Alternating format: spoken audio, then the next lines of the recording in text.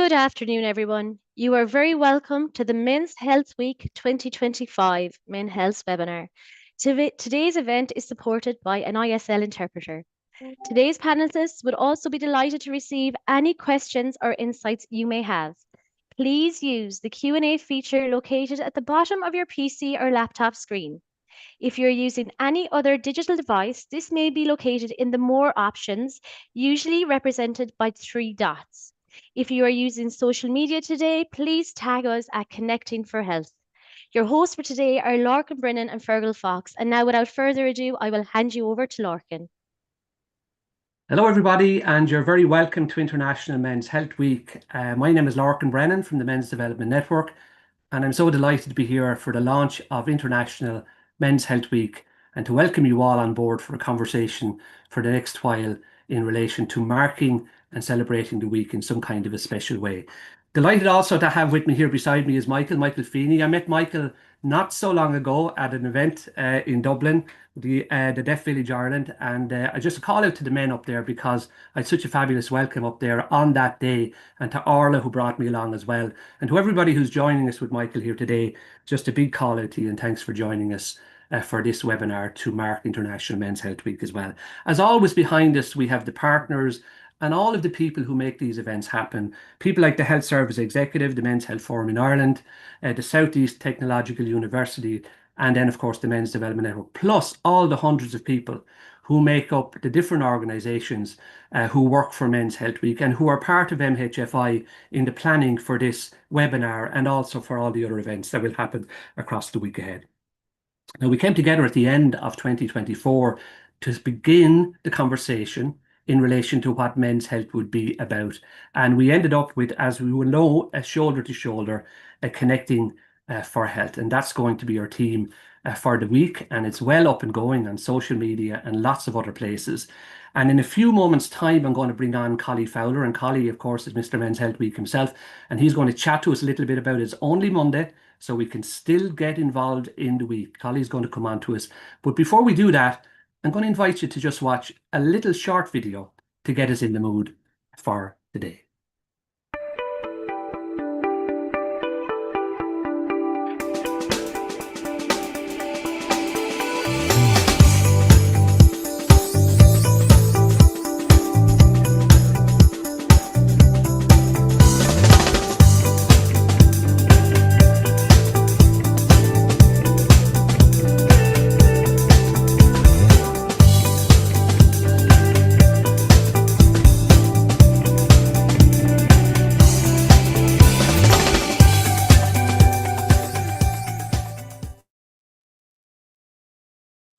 Well, there we have it. We're off the blocks with the video, and I'm going to invite Collie to come on and say hello to us there as well. He's somewhere on the way to us. Collie, you're really, really welcome, and thanks for joining us as well.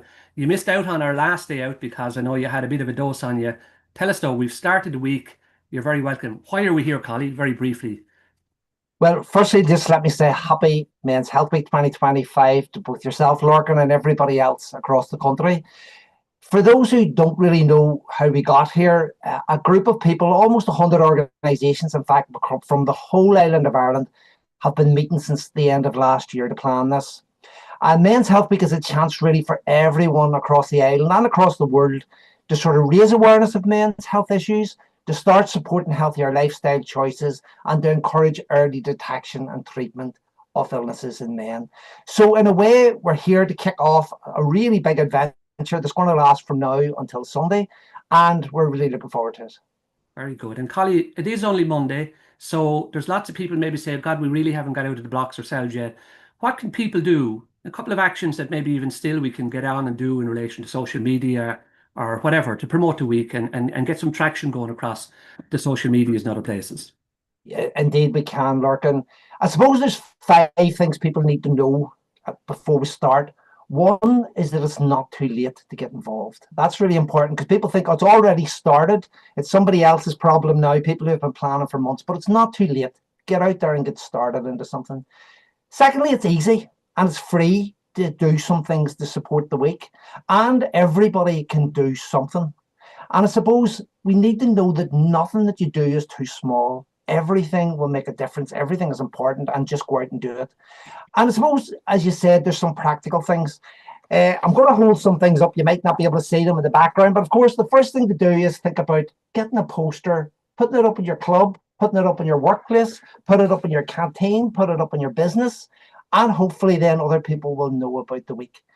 But as well as that, of course, one of the big things of Men's Health Week is our man manual.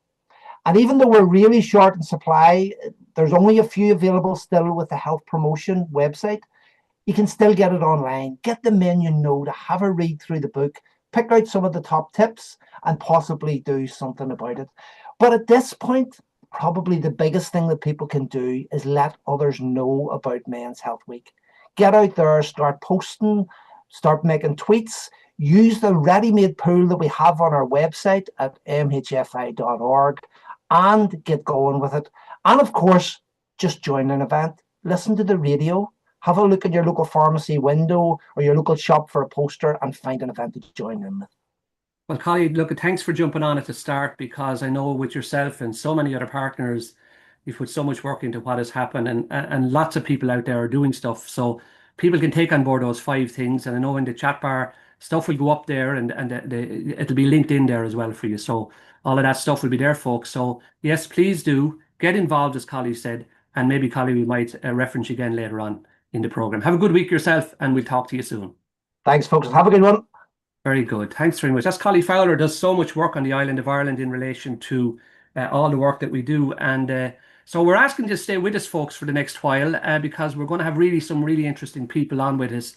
And one of our first people, I see him in the wings there now, we're going to bring him up in a moment as well. But just to say as well to you folks, the Q&A bar is there active. If anybody has anything that you want to put into it or a question to ask, please do use it for us in relation to asking those questions and being interactive with us on the webinar as well. Now, I'm going to bring on, first of all, somebody called Sean Blake. And Sean, you can join us there where you're ready. And Sean, we had a lovely conversation last week, just to check in before we actually came here in relation to doing the interview itself. And I watched your video, Sean, which is on RT, it's on the player, and people can go back and reference it again, I suppose. Anorexia, My Family and Me. A really powerful video indeed to watch. So thank you very, very much for giving us your time here today. Now, Sean, you're a married man, you have 4 children, and I know that at a stage in your life you came to that you had to acknowledge for yourself that you had a struggle or a dysfunctional relationship with food. And that's very much the story of your recovery that's there in that documentary. You're very, very welcome, first of all, and thanks for being here. So just to say that to you, first of all, can I start at the very beginning and just say in relation to that, Sean, you yourself have said you're not the stereotypical kind of person who might turn up with an eating disorder, and what that was like for you. Yeah, thanks for having me. Yeah, look, there is a stereotype out there when it comes to eating disorders. And again, even with eating disorders, there's a certain stereotype around what they are. I mean, there's no real look to eating disorders. And for me, I suppose it was difficult enough in that, like, when I was in my late 30s and I was married and I had 4 children and I was male, obviously, that an eating disorder wasn't something that was kind of out there. It wasn't something that people might think that I had. So I had, as you've said, a bad relationship with food and exercise. And really what it was, eating disorders, they're not about food, they're not about what we look like, they're about a deeper pain. And for me, that's what it was. And basically, yeah, like I was fighting something else that was deep down. And unfortunately, like for many years, that resulted in me just, neglecting a lot of things in my life, my own health. My family, as hard as it is to say, would have come second place because, it takes over your life, takes over everything. Very hard to say out loud, but I have come to terms with the fact that it wasn't me, it was the eating disorder that was speaking. I needed to speak up because there was no way I was going to be able to stop, basically. So I knew I had a problem, and it was coming from hearing other people's voices, other people's lived experience voices, that kind of started twigging things at me. I started thinking, oh, I do that. And, so there had been a whole story where I'd gone to a GP and it was put down to me being just healthy. And again, it may have been because I was male. There was often times I had spoken out and said to someone maybe that, I don't think I can stop running. And the usual response was, sure, there's worse things to be addicted to. eventually I got so ill that it was very hard to keep going. So I asked for that help. And Sean, when you think about it, for men, sometimes we often see it in the research that we are slow to get to a service or to ask for the support, or we're not sure how to do that. Was that your experience as well? When you think back, could you have went earlier? Could you have addressed the pain earlier? Or had you to just go through that process anyway? I often ask myself that, and I do think if there was more awareness around it, I definitely think I could have gotten help earlier. I could have asked for help, and I think I could have gone for the right therapy, and I think I might have stopped it. Getting so far. I mean, like I didn't even know when I went into St. Pat's as an inpatient in the eating disorder service. I didn't know what it was even then, and it was only during my recovery I realised what was causing it. And I suppose if I had have gotten that help earlier, that I might have avoided that from actually happening.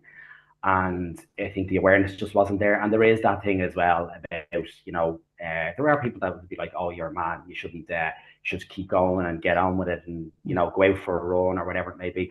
But at the end of the day, that's not what's going to stop it. I mean, if you have deep pain that's hurting, it's not going to be help you. You really need to get help, to talk it out, to figure out what's going on. You say in the documentary, Sean, as well, and you've already mentioned it there in passing. You said, like, some people might say to you, you're lucky it's not drugs or it's not alcohol. You're lucky to have that addiction. It's a strange kind of a take on something when you watch the documentary and you see how ill you really were. You were a very sick young man.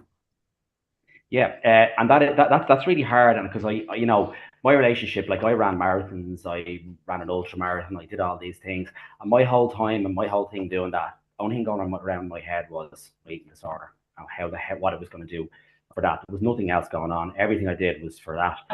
And yeah, that thing with you get out and you go for a run and you do this and clear your head, and a lot of people will diagnose it or will recommend it for your mental health.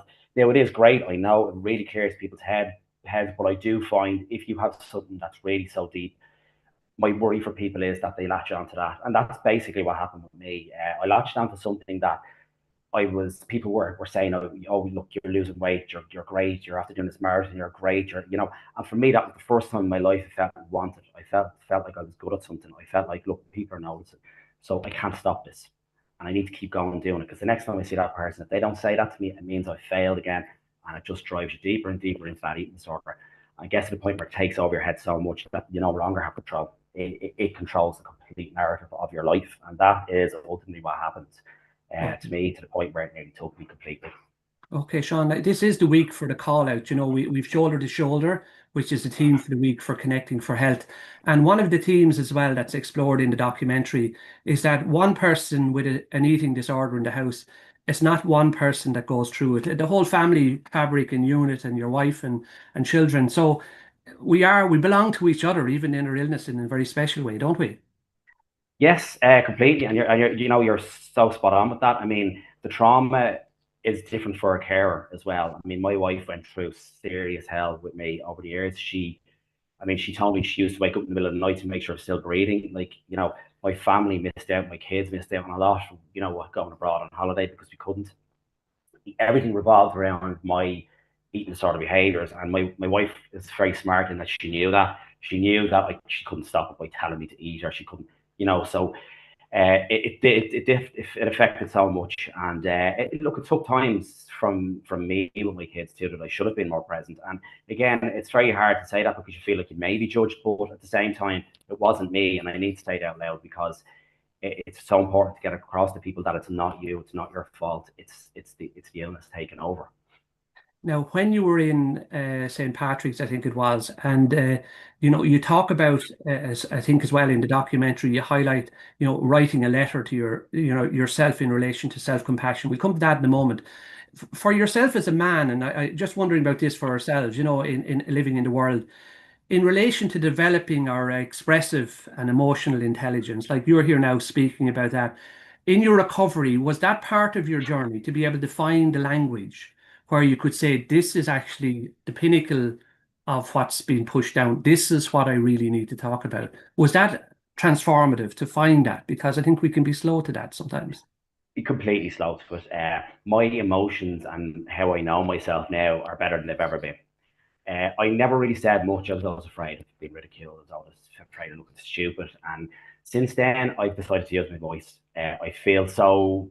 It's like fighting back for all those years. I mean, I speak a lot in relation to awareness, and I look back at myself now, even I think, hey, that can't be me.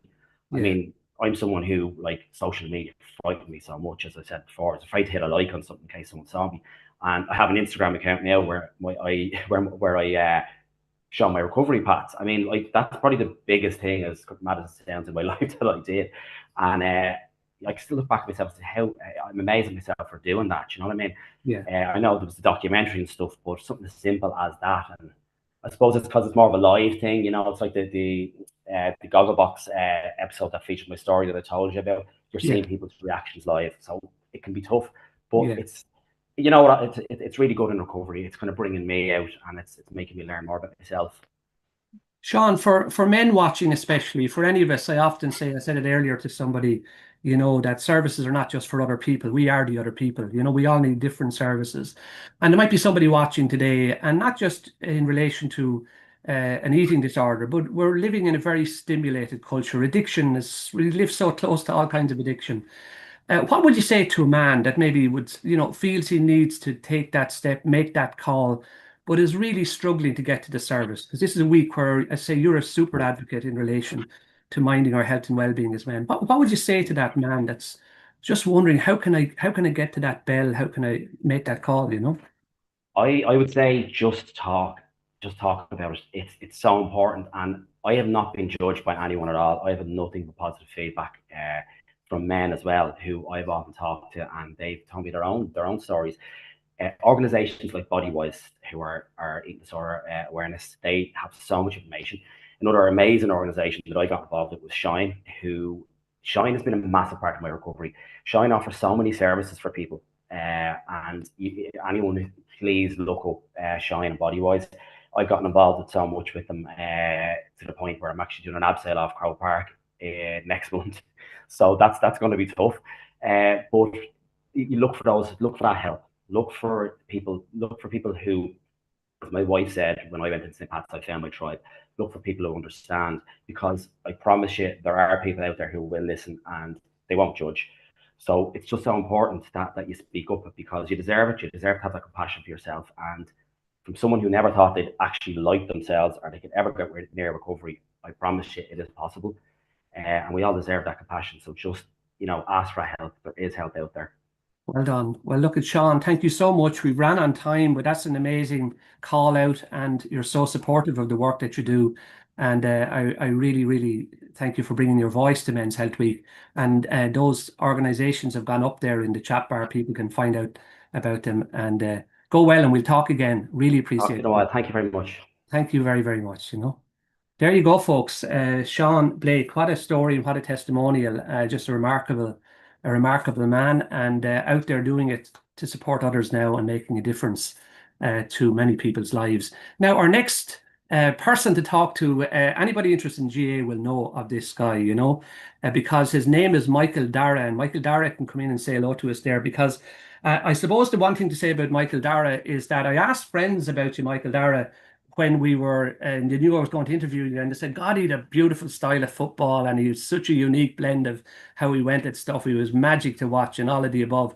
I didn't feel great about myself after I heard all that about you, but just remarkable stuff. But Michael Darragh, you have played with Dublin, from 2010 to 2020. You have 8 All-Ireland medals along the way. And after the boots, then you went off and you're now involved with Sanctuary Runners. And I met you through our own leadership program. Sarah, who runs our leadership program, brought you in on that. And I just was blown away by the work that you're doing with Sanctuary Runners. And just to say, folks, I suppose Sanctuary Runners is a Solidarity Through Sport initiative, which uses running, jogging, and walking to bring together asylum seekers, refugees, migrants, and all Irish residents. And I suppose it models and allows communities to get to know each other through sport and activity. You're very, very welcome, Michael Darragh, first of all. Tell me a little bit about that. After the boots, we go back to the boots afterwards. Sanctuary Runners, though, it's an amazing initiative now to be involved in. Hi, thanks, Larkin. You were definitely hearing lies. I've never heard somebody say it. I play football beautifully, but anyway, I'll take it. The Sanctuary Miners is, yeah, look, it's a kind of, it's a fantastic initiative. It's using sport and the simplicity of walking, running, or jogging to kind of to build tighter communities, and particularly working with new communities, and bringing everyone together. So yeah, look, so the organization was founded in 2018 by Kerry Man in Cork. And just for the want to get to know, there was a new group of people seeking asylum, refugees in his town in Cork, and he wanted to get to know them. And I suppose he just invited a few of them to go for a jog that day, and it was kind of as simple as that. And I suppose for as much of a want or as much of a need as there was in 2018 for something like our communities to talk together, there's exponentially more of a need now sitting here in 2025, for this space for people to come together and understand each other. So yeah, we've 40 groups across the country, and it's all go, yeah. Wow, it's just to say you 40 groups nationally at the moment, and it is all go and it's all growing. And it's such an elemental and an essential kind of community of warmth that you bring people together in relation to that. Just to step back a little bit for a moment, because I want to ask you about this, about seeing the light in people. I watched an interview, or I heard an interview about you, and it said somewhere that, the recognition of other mentors that see the light in you when you can't see it in yourself. Teachers, I think you were speaking about teachers.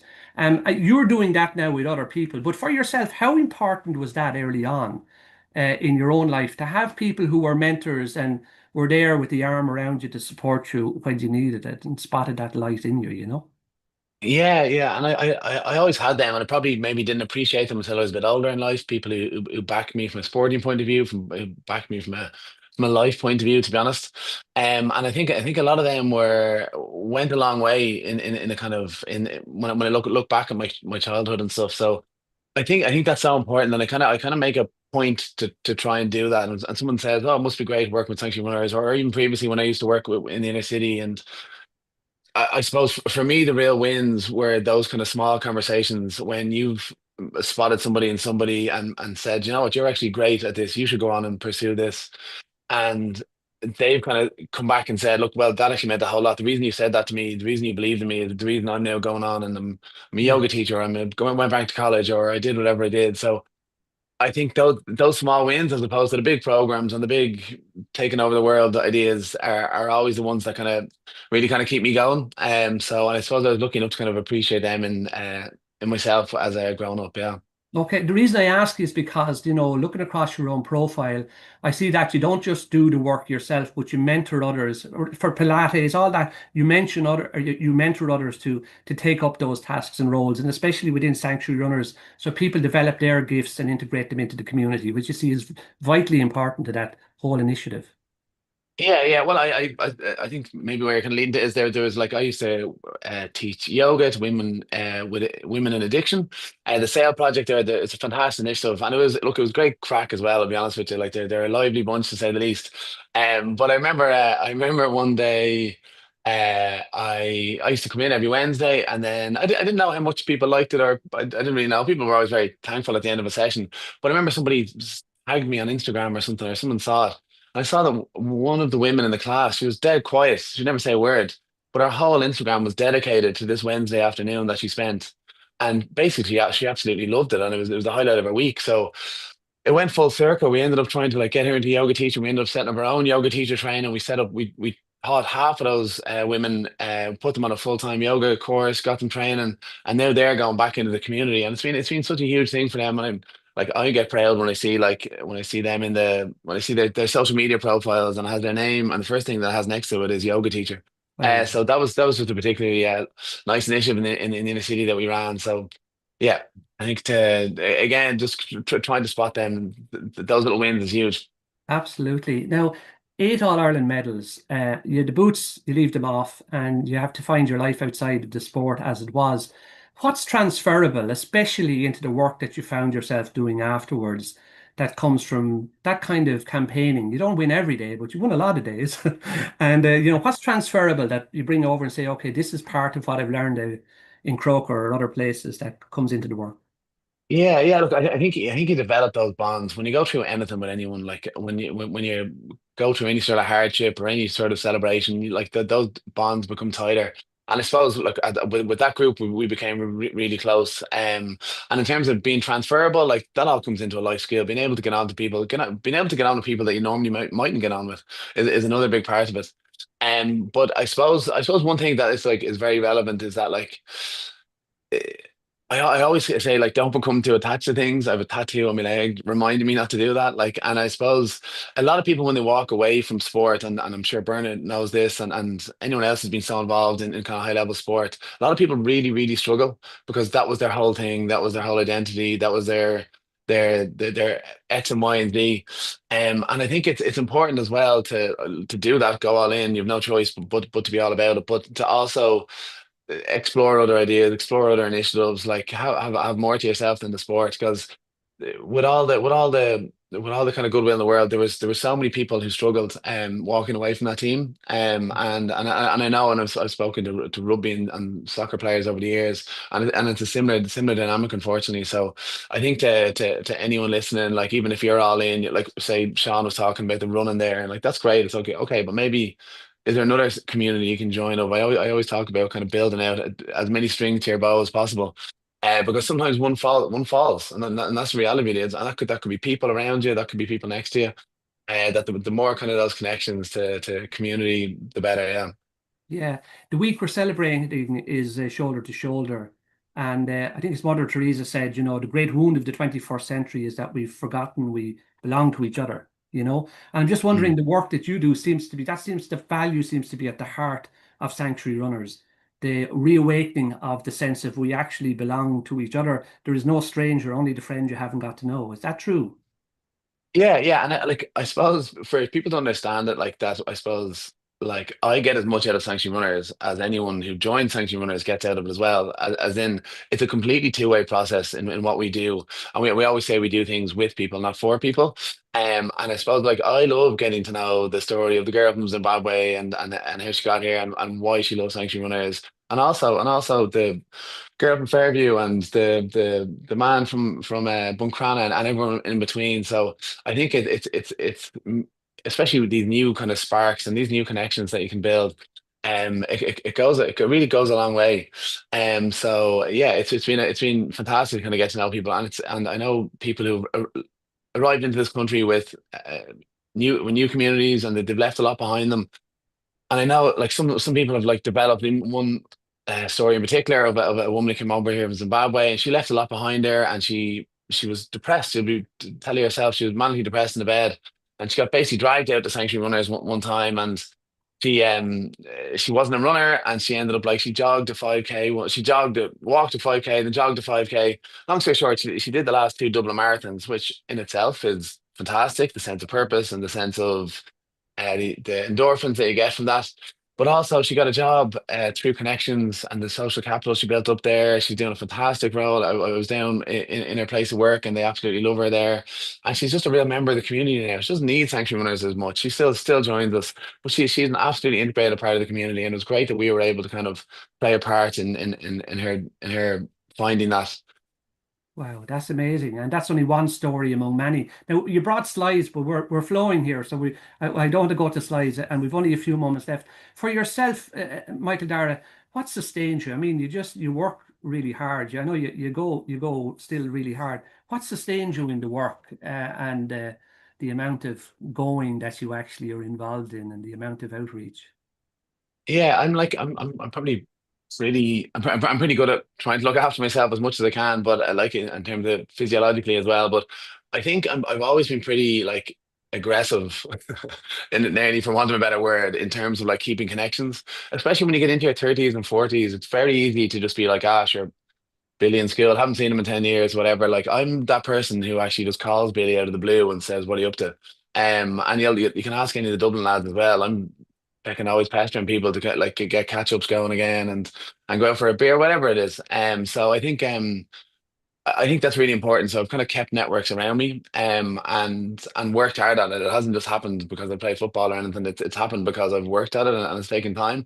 And I think that's been huge for me because sometimes one network doesn't work out or one connection, that it's always nice to have those other people around you. So I think that's been a big part of what sustains me in terms of going forward. Michael, Darragh, we're running on time. It's been fabulous, and thank you so much for giving us your time today. The final thing I want to ask you is the week that's in it, shoulder to shoulder. That's been your experience for all those years with the guys that were your colleagues and your champions together. A call out to the men of Ireland. What would you say for this week, for Men's Health Week, around minding ourselves? Sometimes, I know myself, I need a bit of a call out to myself at this stage of the year to get going again. What would you wish or say to the men of Ireland in relation to minding our health, our well-being, and being active for the future? Yeah, and I think, look, I think Sean said it there. Like, the first thing is you have to talk, and I suppose what I'd actually like to target is that, like, I think, say somebody who's, look, I'm sorry to use Sean's example there, and Sean knew he probably had to be the first one to say that, but I'd say there was somebody in Sean's network around him that probably knew that he wasn't having a good time, and I think it's really important if you have that feeling about a friend for whatever reason that they're off, to ask them how are they, and my biggest second biggest thing is to always ask them how they are twice. And I've had huge Just last Michael. experience. Back there. Sorry, can you hear me? Back now, Mike. Yeah. Sorry, apologies. Sorry, and I think it's so important to ask people how they are twice, because I think I've asked people how they are, and you're Irish, you always say fine. Ask them how they are twice, and you might actually get a proper answer out of that. And I've talked to people who, I'll be honest with you, have been on and I've contemplated suicide, and it's only when you ask them twice that they said, you know what, I'm actually not right. And I think it's something that I'll never forget. To do that. So look, just keep an eye out for someone in your circle, and maybe you haven't heard them for a while, and maybe it's not because they're busy, maybe it's because they need a text from you. So it's no harm. Okay, Michael, Darragh, look, thank you so much. I really like that. Ask twice. That is a really good action in itself. Thank you so much for being here with us and for sharing, especially about Sanctuary Runners. Folks, have a look.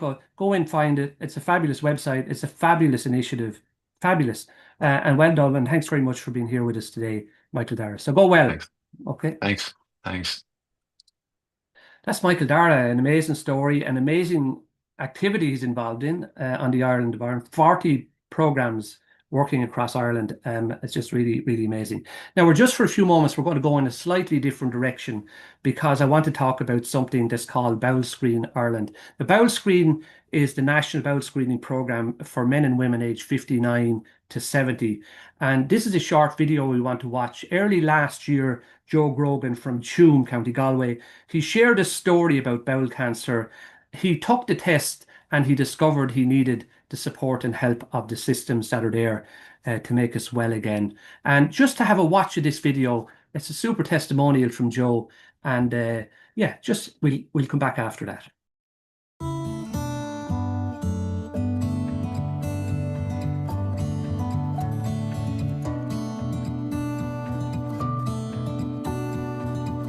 I'm Joe Grogan. I was diagnosed with cancer through bowel screen.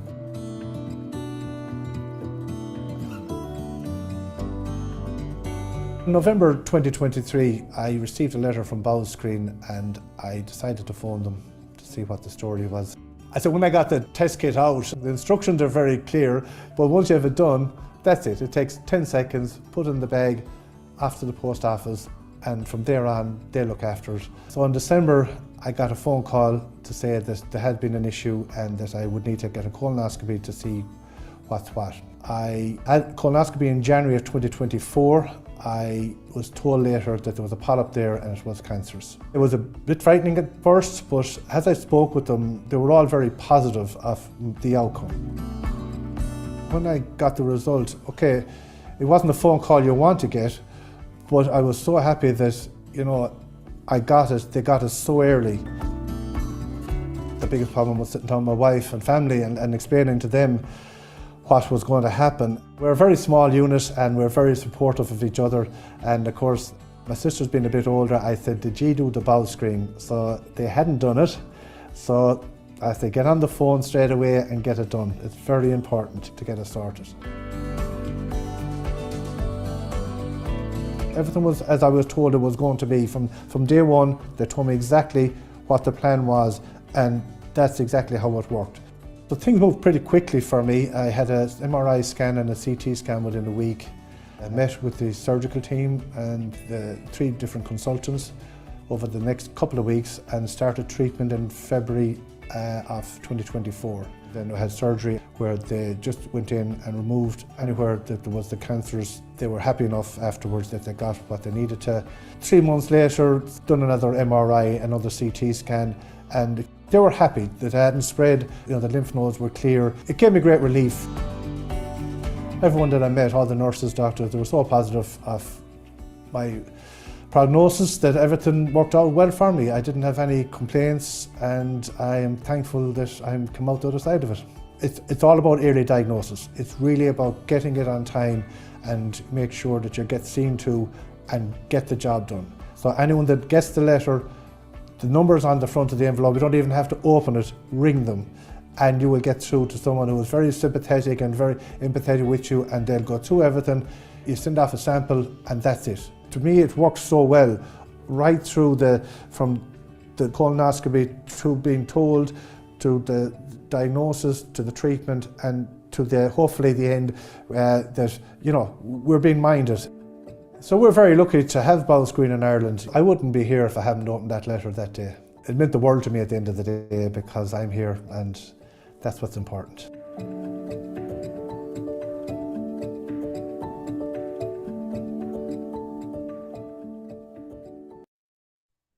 Now, it meant the world to me at the end of the day because I'm here, and that's important, and that is surely important. Folks, this is a call out for people to please look into that, especially 59 to 70, the age has gone out. So bowel screen, the National Bowel Screening Programme, and information as well as going up there as well in the chat bar, it would be really worth checking out. That's a really good testimonial for Joe Grogan as well. Another man who's championing in relation to health and well-being, which is really, really important. Now, folks, we're going in another direction, and I'm going to invite on my next guest, who, of course, is Bernard Jackman. Now, Bernard, anybody interested in rugby or knows anything about rugby in the world, Bernard, knows about you. But they might have known that everybody in the world might know that you came from Tullow in County Carlow, up the road here from Wexford, and you grew up on your parents' farm, and you attended Newbridge College. And then you went off to study in university in Dublin, in the college there, and you played rugby in school. And I read that Warren Gatland was seemingly responsible for thinking that you might go professional. And look, you've been so involved in so many things, but I know from 2018 around, you've been very much involved as well in media, and we've got to know you on our screens as a pundit. You've given us fabulous days out on the screen as well. So it's fabulous to have you here today. Can I start with maybe something that was said by Darragh, Michael Darragh? He said about, leaving sport can be a real challenge. You have all those really great moments out, packed stadiums, you have the ball. I was watching you going over the line there. I don't know how you got it over in one of the tries recently, and you could just hear that roar of the stadium, The lights go off and you go out and you go home. That must be a challenge after playing at that ferocious level, Yeah, thanks for having me, Lorcan, and great to hear all the speakers so far. They say athletes die twice, and I think it's finding that void. And I think whether you're an athlete or whether you're just maybe in a place that you don't want to be in, it's really important you try and find something that's going to give you energy and give you purpose. And I suppose I've seen lots of my former teammates struggle with that identity piece, and trying to replace that drive that they had, which is, it's quite easy to be driven and motivated when you're going into work every day with 40 people who are all chasing the same thing, whether that's to win for your province or to play for Ireland or to win a European Cup or to win a URC. And then when the game leaves you behind because of age or injury or loss of form, I think you need to find something else. So Yeah. what I did is I was a long time since I did my degree when I retired, so I went back and did a master's to challenge myself, and trying to study at whatever 35 was something that kind of got me going and gave me a little bit of energy and challenged me. And then when I got that completed, we went to France to coach, and so I went back to the sporting environment, but obviously in a completely different environment. And I had the challenge of trying to learn new language and trying to make sure our family integrated. So that's what I did, and that's helped me, I suppose, keep feeling positive about what I'm doing. And now I'm in the media game. I'm public speaking. I'm working with sports teams, business teams, and every day is a different day, and I'm very lucky to be in that spot. But I would say that my former teammates who did struggle with the transition, they probably didn't have something. They would say now that they found it difficult to find that something that gave them the same energy, or Yeah. some of the same energy. It's obviously very difficult to replace professional sport, but that's something I feel very positive about, to be doing things that you like, whether that's in work or socially. It's important to keep giving that fuel back in to keep you going. Okay, now Andy Farrell and the Irish team and men's health and all of the above. Vulnerability, really interesting that he introduced this notion of kind of naming and owning vulnerability as well, and as part of our masculinities, even in playing as champions. Really interesting. Is that an important part of sport now that maybe wasn't there in the past, Oh, Bernard? it's a massive change, Lorcan. I mean, in when I was playing in the early 2000s, you'd nearly be afraid or embarrassed to say you're injured. Never mind, if you had an illness or a mental health issue, even things like concussion, people were afraid to own up to them. And the shift now is massive. And this whole Andy Farrell would have been a big pusher of it and a high profile one, but I think it's changed from all levels down, all levels down to lower levels of amateur rugby, where managers and leaders and captains understand that if you want to go shoulder to shoulder somebody on the pitch, which we try and do, well, then there needs to be an environment where everybody feels cared for and respected, and can be very open about what's going on in their life. And the really good teams, the really successful teams, are better at that than the others. You can train all you want, you can have all the best talent, but if there's not that respect and connection and trust, it's very rarely going to lead to performing on the field. So it's been a huge shift, and I'm seeing more of it in the companies that I work with as well, where there's that environment where people can actually be open and honest, and share how they feel, and obviously share any worries they have, and that sharing is taken in the right way and respected, and acted upon. So it's been a huge shift, and a very positive shift, very badly needed. Well done, yeah. Gordon Darcy said somewhere, he was talking about mottos, if there was one in the team at one stage, was humble, relentless, disciplined. They're really powerful words. If that's part of your code of honor, working together, shoulder to shoulder, does that transfer out into public life afterwards? That kind of vigor, and can you bring that with you into other places? Yeah, I think you can bring it with you, but what you got to do then is sell it. You got to sell it to the next team you go into, and whether it might be totally three or four different values that or behaviors that people feel is important. I think that's the thing we're all looking for. We're looking to be in an environment where we're sharing that set of values and behaviors that are important, and it shouldn't be one man or one woman dictating those. It should be discussed upon and agreed upon, and then it's a case of driving them. And whether you're Alex Ferguson or whether you're Jim Gavin or whether you're Andy Farrell, that's what they do, is they make sure that the agreed way we're going to behave is actually real and lived. And sometimes you have to actually challenge it when it's not, but also acknowledge it when it is, and reward through gratitude, or congratulate, and recognize really positive behavior, whether that's humility, whether that's discipline, whatever it is that's decided upon.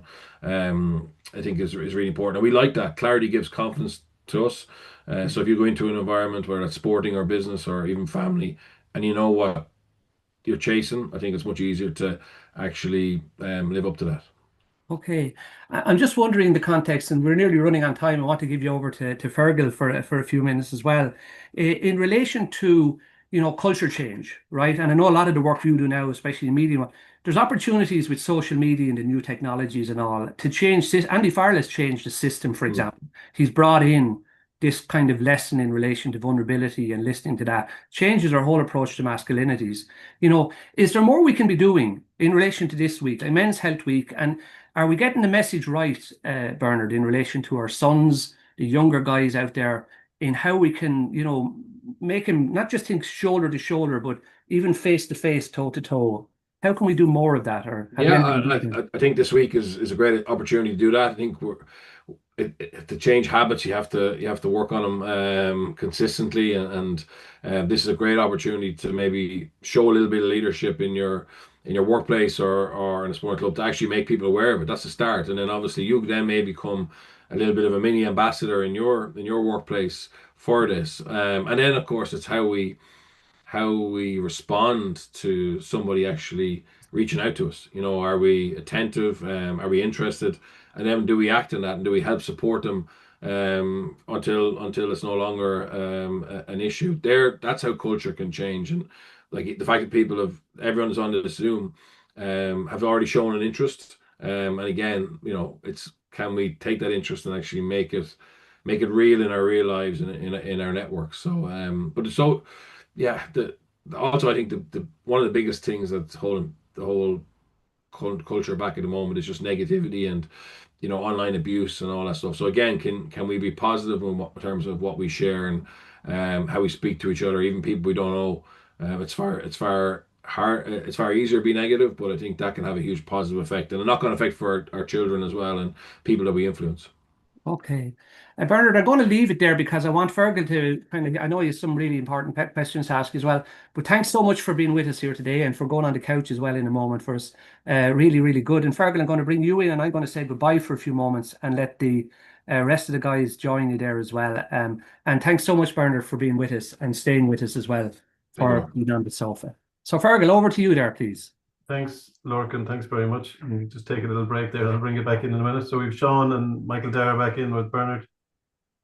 Bernard, thanks so much for sharing that. I think there's one of the common themes that I'm hearing there, and I'd like you know, this little chat on the virtual sofa will give you a chance to talk to each other. But just to follow up, one of the things that you said there, Bernard, is there's an opportunity this week in talking, wherever you are, in a workplace or in a sports club, to kind of lead by example. And it seems like from some of the things that Michael Darragh said, and even some of the story that Sean told us, that we really have to take those opportunities. And sometimes it's not normal in a sports club. So somebody has to kind of stand up and start that conversation. Yeah, it doesn't have to be the manager or the chairman. Yeah. It can be anybody. And you'll often hear managers or chair people or say, "Oh, there's no leadership in this club, or no leadership in this group, or no leadership in this section of the company." So or else maybe sometimes people who don't have leadership roles say, "Oh, we never get a chance to lead." Well, this is just a simple opportunity to do something that's there's no possible negativity towards it. It's only possible positives, and actually share the message and hopefully bring people with you, or even just start that culture of people looking out for each other and sharing. So it's a simple opportunity, doesn't cost anything. It's just a little bit of effort and maybe stepping outside your comfort zone to start it. Yeah, and Sean, if I could come to you next, because you've been through the service, you're really taking a very strong advocate role here, and did you find for a while that made you uncomfortable, or that was a big step from where you said that you were? Yeah, what made me uncomfortable at first was it was actually saying the term anorexia. That really, yeah. I used to say eating disorder. Anorexia to me I was just afraid what people might think because of the common misconception out there about it. But definitely, like, as I've gone on, I've gotten stronger with it, and it's people always say thanks to me for advocating, but I always want to say thanks to them because it's allowing me to use this voice and it's allowing me to be the person that I know I am. So it gets easier, but yeah, there are tough times, but the support around is amazing, but yeah, it can be difficult, and I suppose I have to learn to take a step back as well, because I don't want my advocacy to become me. I don't want that to be my new identity. Like, you know what I mean? I need to be able to step back from it as well, and I'm able to do that very much so. So yeah, it was difficult at first, definitely putting myself out there, and particularly, as I said, on social media and stuff, and obviously there was the documentary on RT and stuff, but it's been more beneficial to me, really. Like, it's been really good in my recovery to be able to use my voice. It reminds me of one of the things that Michael Darragh said, and somebody's actually asked the question in the chat, in the Q&A, that they're concerned about somebody that's a runner, they're concerned about a friend of theirs, and Michael Darragh made the point that, he tells people to ask twice. What's your take on that, Sean? Yes, 100%. And like it's something in an area that I think when it comes to sports and running and long distance running and marathon running, that I do think, there could be more awareness. And it's really important, as Michael Darragh says there, to ask twice. Because first time round, people mightn't necessarily be open enough to it. But I think second time round, they might feel more accepting because they know you genuinely kind of, it's not just, how are you? It's a real, like, I care. And it's so important that we get that out there. And it's like Bernard said as well, it was a really good point. The way we speak to each other, words matter. Certain things you might say to someone in jest might seem like that to you, but they can really be affecting someone. Something that someone might have said to me when I was going through everything, it may have had a massive effect on me. They mightn't have realised. So it's to be careful with things like that. Yeah, Michael, like Darragh, the kind of groups that you're working with, the new communities, you're trying to create social solidarity, integration, awareness. Do you feel that that kind of that social inclusion agenda needs to be taken on by more of us in our society? Yeah, and I suppose often what we find is that like people want to, and people are like just don't even know how to kind of support people who are new to the community because they're not crossing paths with them. Because sometimes if you land over here from Somalia, you mightn't be playing, you might be drinking down the local pub, or you mightn't be playing hurling with the local GA team, and just swimming in those circles. So I suppose what Sanctuary Runners tries to do is to try and create those spaces that are like really welcoming. We work with all the direct vision centers. We go into all of them, and it's not just about like refugees and asylum seekers. We also want the Polish builders and the students over here studying medicine, and everyone else. Because at the end of the day, we're all the same, and the sooner like we find that out through conversations, the better. So I suppose we're just like particularly welcoming places to come for people to come and enjoy a walk or a jog or a run. So yeah, it's huge. And I think like people always ask me like, how do you get involved? Or there's people in my community, and I don't know how to interact with them. And the first thing is just is as kind of Sean said before, is to kind of have that conversation. And with us, it's just to show up. There's absolutely no barriers to entry. There's no cost. You show up at any of our sessions, you'll put on a blue t-shirt, and you'll be wearing the same blue t-shirt as everyone from everywhere else. And yeah, and it's just that's where those kind of little bits of social capital are kind of built up amongst the groups. Yeah.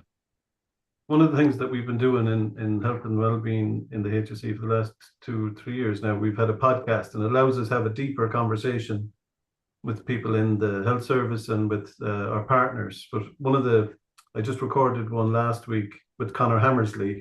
He's just won the Laurie Maher with playing hurling for New York, but he's working in New York at the moment. He studied healthy masculinities, and the topic of the podcast was healthy masculinities. And he was talking about it from a sporting context and from his own studies point of view. But he mentioned being in a dressing room with the New York hurling team, consistently training together since January, and that 2 mentors or managers brought up the issue of suicide in the dressing room, and how powerful it was to see that modeling. Or it's kind of some of what you mentioned, Bernard, that showing different bits of leadership, you can show it in different ways, bringing both men's health and a healthy approach to masculinity onto the agenda. Bernard, what do you think of that? Yeah, I think it's massive, and I'm seeing more and more of it. But we need to keep encouraging it and recognizing it when it happens. It's not an easy thing to do, to show vulnerability as a leader,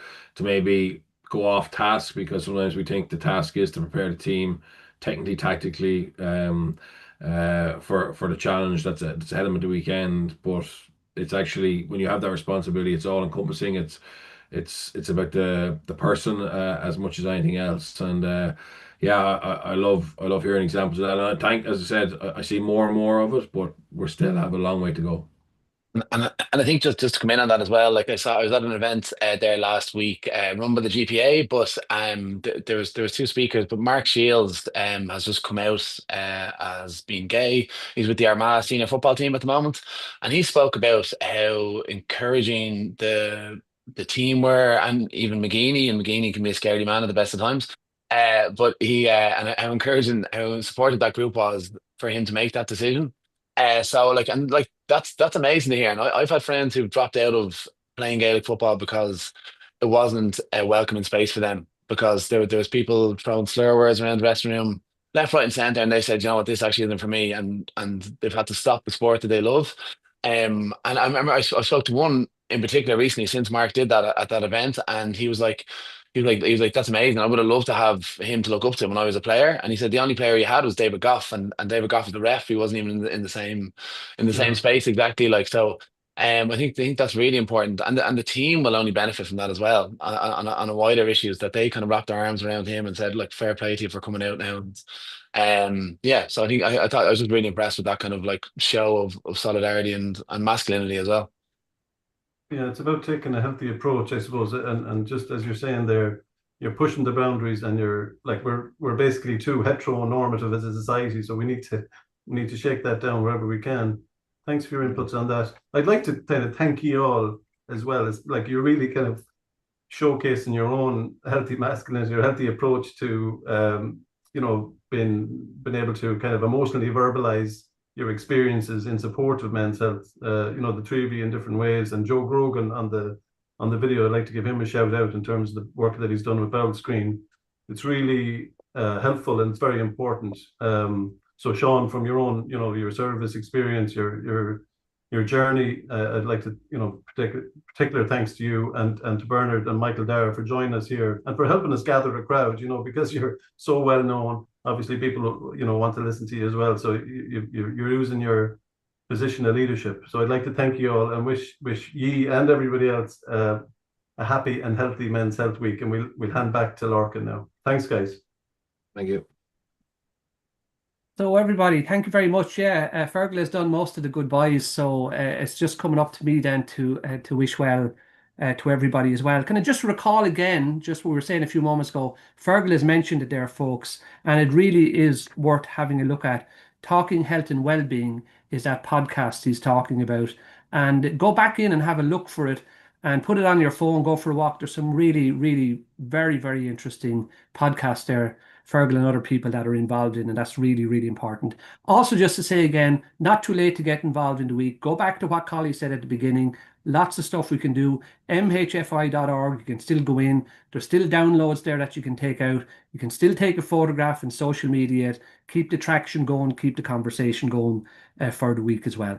And just a reminder to all of us, as I said earlier, services are not just for other people. Could be some of us on here today think we need to take a bit of a conversation with ourselves and maybe step in the direction of a bit of support or something else that needed for us in the week that's on at the moment. So before we go, maybe just to say, let's make the week count. Let's make our days count. Mind ourselves and mind each other. And until the next time, we'll say we'll go well. And can I just say as well, finally, a big shout out to the team in IMS who mind us here on the screen so well, and to Michael, who's been minding all of us for the last hour. Really, really super to have him here beside us. So have a great week, have a great year, and please do go well.